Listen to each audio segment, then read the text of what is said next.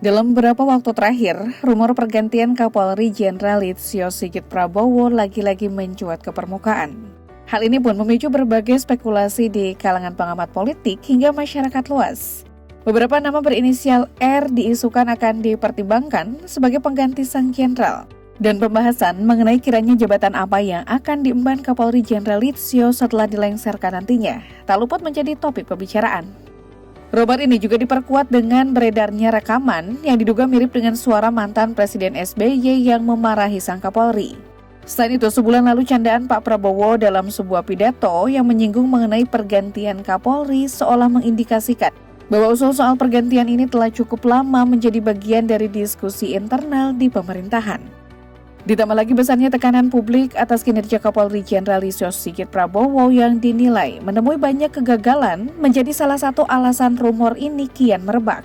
Dimulai dari kasus-kasus yang melibatkan oknum anggota Polri, memuncaknya premanisme khusus narkoba yang belum sepenuhnya efektif ditangani, hingga permasalahan pelik judi online yang telah merugikan sebagian besar masyarakat. Satu pertanyaan besar pun tercetus mengenai siapa sosok yang pantas untuk menggantikan Kapolri Jenderal Listio Sigit Prabowo.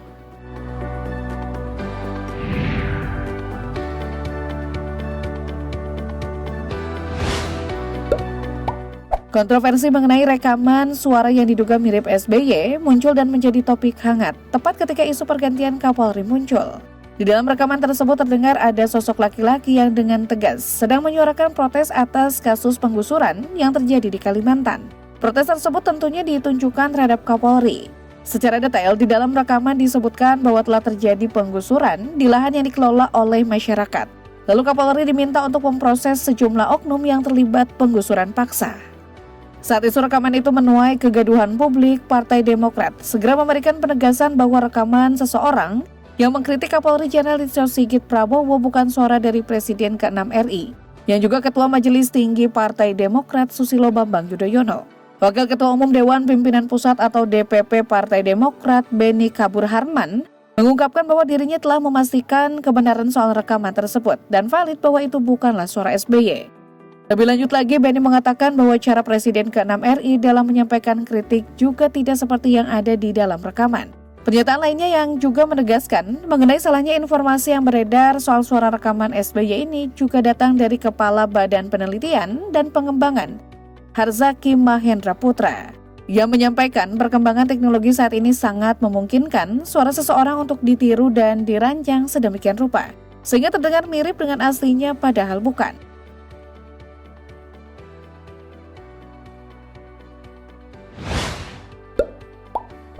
Sejak April lalu, aksi premanisme terpantau semakin merajalela. Tidak hanya menimpa masyarakat biasa, akan tetapi premanisme telah menjalar dan masuk ke dalam kegiatan bisnis dan investasi. Salah satu kasus terbaru adalah premanisme yang menimpa pabrik mobil listrik BYD sampai Finvest di Subang, Jawa Barat. Mereka diketahui merupakan organisasi kemasyarakatan atau ormas. Selain itu, kasus serupa lainnya yang tersebar di beberapa titik di Indonesia seperti kasus ormas yang menduduki lahan BMKG di Tangerang Selatan. Lahan milik BMKG tersebut diduga telah disalahgunakan dan merugikan serta meresahkan masyarakat setempat. Ini merupakan kasus-kasus yang kerap disorot dan diberitakan, membuat berbagai pihak mempertanyakan kinerja anggota Polri dan berimbas pula terhadap reputasi Kapolri. Di sisi lain, kasus narkoba juga tak kalah mengkhawatirkan. Pada Januari 2025, Polri menindak sebanyak 3.936 kasus narkoba. Seluruh Polda diketahui telah melakukan upaya penindakan terhadap kasus narkoba di daerah masing-masing. Setelahnya didapat beberapa data seperti Polda Sumatera Utara yang melakukan penindakan dengan jumlah paling banyak yaitu 447 kasus, atau 11,35% dari jumlah total penindakan kasus narkoba yang ditemui di seluruh Indonesia. Angka-angka ini tentu menunjukkan tren yang cukup tinggi, yang mana membuktikan bahwa penanganan kasus narkoba hingga tahun ini belum juga bisa dikatakan telah efektif. Beralih pada kasus judi online yang masih belum mendapatkan solusi terbaiknya. Pada akhir 2023 lalu, Pusat Pelaporan Analisis Transaksi Keuangan atau PPATK telah mencatat jumlah transaksi judi online yang mencapai sebesar 327 triliun rupiah.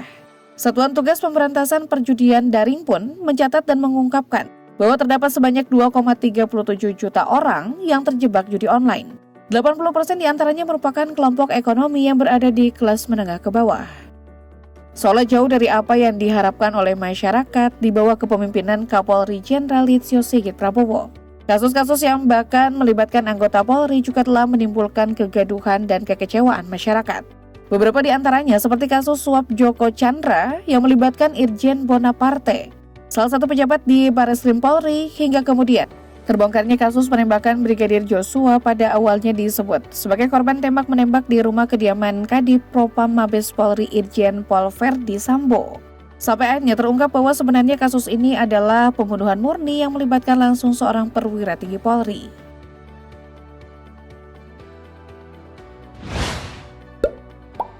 Bermula dari salah satu unggahan pegiat media sosial, Alifur Rahman S. Asyari di akun Facebook pribadinya, yang menyebutkan bahwa calon Kapolri baru memiliki inisial R.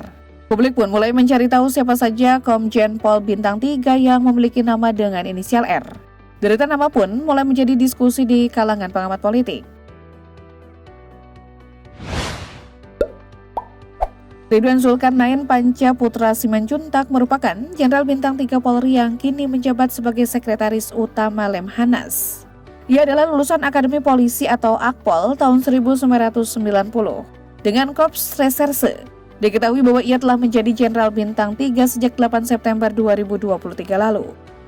Dengan jabatan penting yang saat ini didudukinya, sayangnya saat masih menjabat sebagai Kapolda Sumatera Utara, ia sempat dikritik.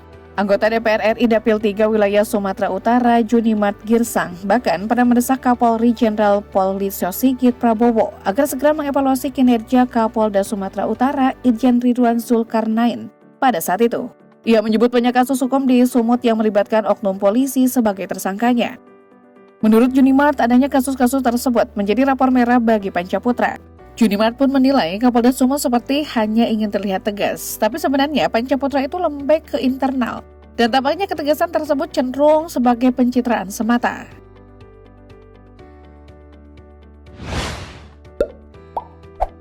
Selanjutnya ada Raihan Saud Poltak Silitonga yang pada saat ini menjabat sebagai Inspektur Jenderal Kementerian Hukum Republik Indonesia, yang merupakan lulusan Akademi Polisi atau Akpol tahun 1989 dari Korps Reserse. Dan sejak 5 April 2024, ia resmi menjabat sebagai Irjen Kemenkumham. Karirnya di kepolisian termasuk cukup mentereng. Karirnya dimulai pada tahun 2009, menjabat sebagai Kasat Serse Polres Cianjur, Kasat Serse Polres Bogor, Kapolsek Metro Cilandak, Kapolsek Metro Gambir, Kapolsek Metro Taman Sari, Kasubag Jarlat, Bagjarlat Lemdiklat Polri, Kapolres Tapanuli Tengah, Kapolres Hulu Sungai Utara. Setelah itu bertahun-tahun kemudian ditempatkan di berbagai posisi yang cukup strategis hingga pada 2016. Reinhard menjabat di Res Narkoba Polda Jateng dan Kabagban Hatkum Divkum Polri, dan 2 tahun berikutnya ia dipromosikan sebagai Irbid Jemen SDM 2 Itwil 5 Itwasum Polri, lalu Direktur Penyidikan dan Penyelesaian Sengketa Kemenkumham RI. Dan pada 2020 ia menjabat sebagai Widya Iswara Utama Sespim Lemdiklat Polri.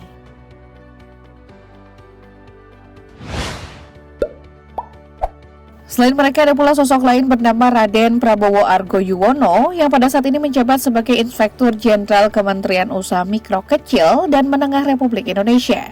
Raden Prabowo tercatat sebagai lulusan Akpol tahun 1991 dengan Korps Reserse. Ia menjabat sebagai Irjen baru-baru ini, yakni sejak 12 Maret 2025. Irjen Raden Prabowo Argo Yuwono diketahui telah sangat berpengalaman di dunia kepolisian. Raden Prabowo mengawali karirnya di kepolisian sejak tahun 1992 silam. Karirnya pun terus mengalami peningkatan hingga dirinya berada di posisi sebagai asisten logistik atau Aslok Kapolri pada tahun 2021 lalu. Hingga dipercaya sebagai Inspektur Jenderal Kementerian Usaha Mikro Kecil dan Menengah Republik Indonesia di tahun 2025 ini.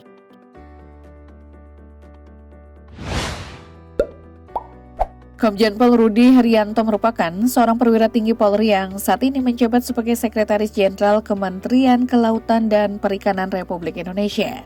Ia memang bukan lulusan Akpol, namun telah tercatat sebagai alumni Sekolah Perwira atau SEPA Polri tahun 1993. Dengan Korps Reserse yang sempat menjabat sebagai Kepala Kepolisian Daerah Banten, Komjen Pol Rudi Haryanto juga merupakan alumni Fakultas Hukum sekaligus guru besar di Universitas Lampung. Karirnya di kepolisian tercatat dimulai pada 2010 sebagai Kasubid Peraturan Bidang Kumdang Divbinkum Polri dan Kapolres Cimahi. Karirnya kemudian semakin melejit dari tahun ke tahun hingga pada 2023 ia dilantik sebagai Sekjen KKP.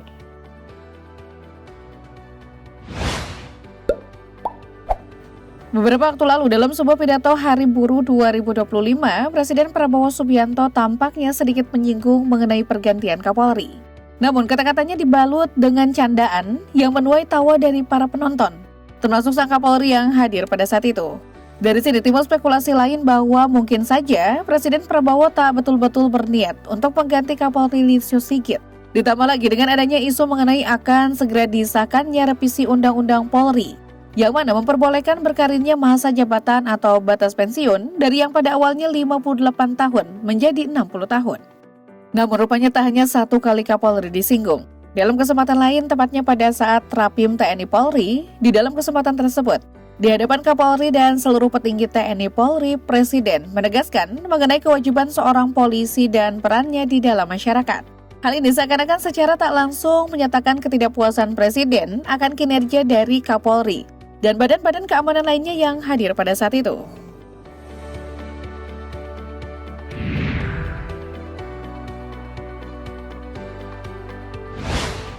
Meskipun berbagai pendapat dari para pengamat politik hingga masyarakat luas mengenai apakah pergantian Kapolri akan dilakukan atau tidak terus bergulir, akan tetapi keputusan akhir tetap ada di tangan Presiden Prabowo Subianto.